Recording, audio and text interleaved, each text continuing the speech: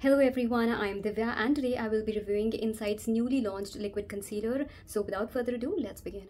Insight cosmetics ने कुछ दिनों पहले ही अपना एक नया कंसीलर लॉन्च किया है और ये सिर्फ 140 रुपीज़ का है। तो आप कह सकते हो कि आज तक जितने भी कंसीलर्स उन्होंने लॉन्च किए हैं उसमें से सबसे सस्ता कंसीलर ये है and this is how the bottle looks like. इसकी आउटर पैकेजिंग कुछ इस तरीके की है और यहाँ साइड में एंड इसके पीछे सारी की सारी आपको इन्फॉर्मेशन मिल जाती है। इसकी MRP है 140 रुपीज़, लेकिन इसके ऊपर भी आपको डिस्काउंट्स मिल जाएंगे। देन इसमें 5 ग्राम्स ऑफ प्रोडक्ट आता है। This is cruelty free, vegan and a made in India product. इसमें आपको टोटल 6 शेड्स अवेलेबल हैं और इसके अलावा 3 करेक्टर शेड्स भी हैं, जैसे ऑरेंज करेक्टर है, ग्रीन करेक्टर है, एक पर्पल करेक्टर है। तो टोटल 9 है, लेकिन जो कॉम्प्लेक्शन शेड्स है वो टोटल 6 है। And I have the lightest shade with me which is called LN10।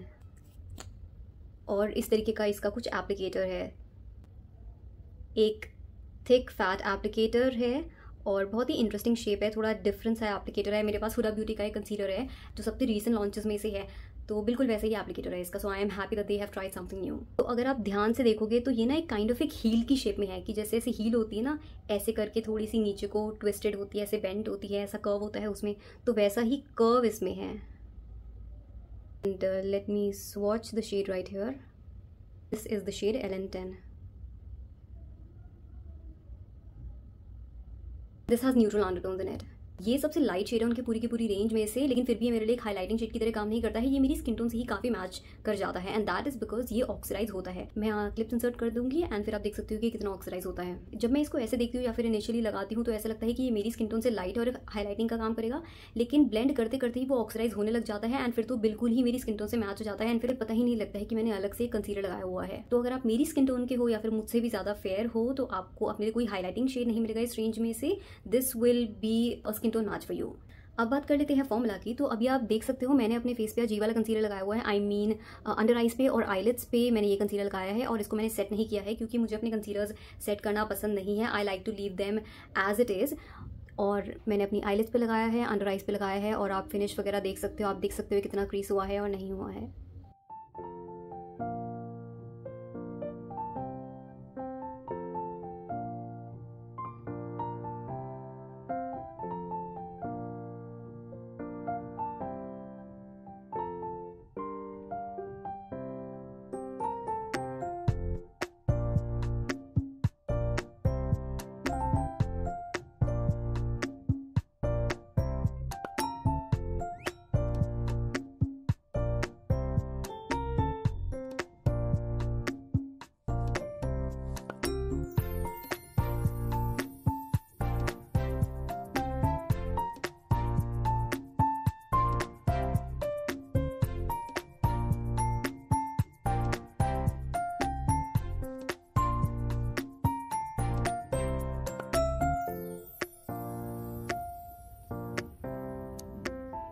Again मैं एक बार थोड़ा और कैमरे के पास आ जाती हूँ सो यू कैन सी कि how it is looking under my eyes and on my eyelids. Again I haven't used any powder to set this concealer, तो आप देख सकते हो कि इसकी फिनिश कैसी हो रही, कितना क्रीज हुआ है, कितना क्रीज नहीं हुआ है, because I haven't set it. इसकी कंसिस्टेंसी थोड़ी सी थिकर साइड पे है, ये ज़्यादा रनी कंसिस्टेंसी वाला नहीं है लाइक स्विस ब्यूटी वगैरह जो होते हैं उनकी तरह इसकी कंसिस्टेंसी नहीं है, थोड़ा सा थिकर साइड पे है। एंड फिनिश इसकी कंप्लीटली मैट है, ना तो आपको ड्यूई फिनिश देगा ना ही ये कोई आपको नेचुरल सी फिनिश देगा। This is a completely matte concealer. इसको आपको अलग से पाउडर से सेट करने की जरूरत नहीं है because it sets on its own. क्योंकि ये कंप्लीटली मैट कंसीलर है तो it does have a tendency to look a little bit dry on the skin। तो अगर आपकी बिल्कुल ही ड्राई स्किन है, आपकी अंडर आइज बहुत ज़्यादा ड्राई फील होती हैं, तो फिर आपको ये थोड़ा सा ड्राई दिखाई देगा अपनी स्किन पे। And this has a medium coverage. तो इनका जो पुराना वाला कंसीलर आता है वो big fat chubby concealer which is called there inside HD concealer, ये उससे काफ़ी सिमिलर है, बस उसका मुझे एक थोड़ा अफोर्डेबल वर्जन लगा। तो मेन फ़र्क इन दोनों कंसीलर्स में ये है कि उसकी कवरेज तो बहुत ही ज़्यादा हाई है। That one is a completely full coverage concealer और वो तो आपको हल्का सा ही डॉट करना होता है और वो अच्छे से आपके डार्क सर्कल्स को कवर अप कर देता है, लेकिन ये वैसा फुल कवरेज आपको नहीं देता है। This is a medium coverage concealer, लेकिन फिनिश इन दोनों की काफ़ी ज़्यादा सिमिलर है। वो भी कंप्लीटली मैट फिनिश देता है, ये भी आपको कंप्लीटली मैट फिनिश देता है और दोनों में ही ये चीज़ है कि हाँ थोड़ा सा वो ड्राई फील हो सकते हैं। बेसिकली अगर डिफरेंस देखा जाए तो कवरेज का है और प्राइस का है। उसमें ज़्यादा कवरेज है और उसका प्राइस भी ज़्यादा है, इसमें उससे कम कवरेज है और प्राइस भी कम है।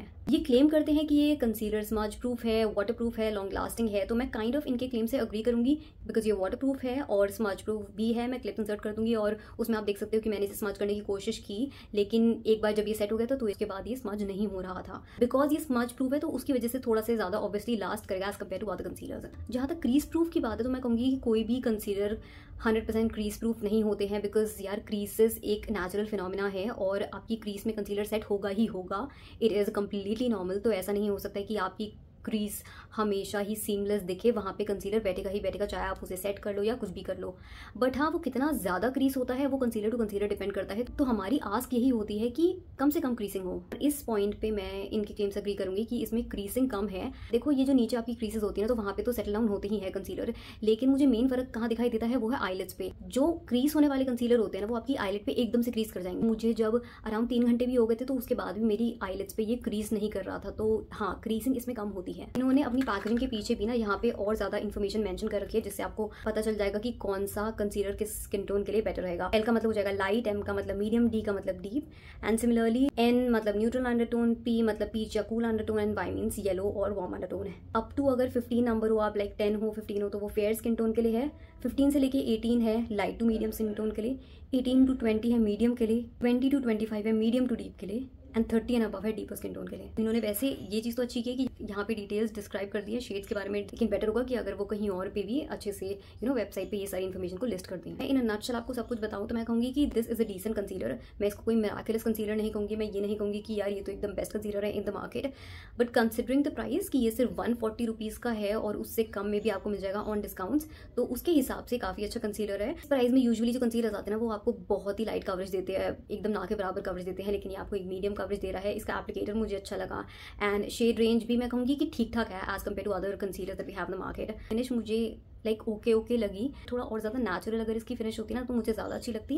एंड कवरेज जैसे मैंने बताया कि इसकी मीडियम है, ऐसा नहीं है कि ये फुल कवरेज कंसीलर है। इनसाइड के कंसीलर से ही कंपेयर करके बताऊँ तो बहुत ही आसान शब्दों में ये कह सकती हूँ कि ये बेसिकली इनसाइड HD कंसीलर का एक सस्ता वर्जन है। अगर आप वो वाला कंसीलर ट्राई करना चाहते हो but at an even more affordable price, then मैं कहूँगी कि आप ये ले सकते हो, बिकॉज इसकी फिनिश बहुत ही ज़्यादा सिमिलर है उस वाले कंसीलर से। बस शेड पिक करते टाइम ये ध्यान में रखना कि ये ऑक्सीडाइज होता है, तो वेबसाइट पे जो आपको अपनी स्किन टोन का एकदम शेड दिख रहा होगा उससे थोड़ा सा लाइट लेना, बिकॉज ऑक्सीडाइज होने के बाद ये डार्क हो ही जाएगा वैसे भी। In one line I will say that this is a good concealer, not the best but definitely the best at this particular price. So that was all from my end, and I hope you found this video helpful. In case you did, then please hit the like button, and you can also subscribe to my channel for more such content, and I will see you in my next one. Till then, take care and bye.